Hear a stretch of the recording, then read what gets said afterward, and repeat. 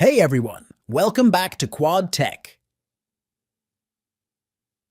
In today's video, I'm going to show you how to change your profile icon in Google Chrome. If you're tired of your current avatar or just want a fresh look, this quick guide will walk you through the steps in no time. Don't forget to hit that subscribe button and like this video if it helps you out. Let's dive in.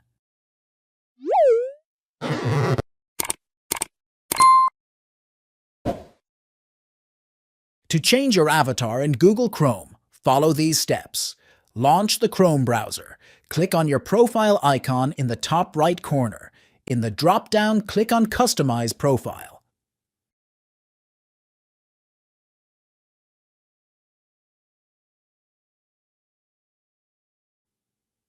Under the Avatar section, click the current icon and select from the list of available avatars.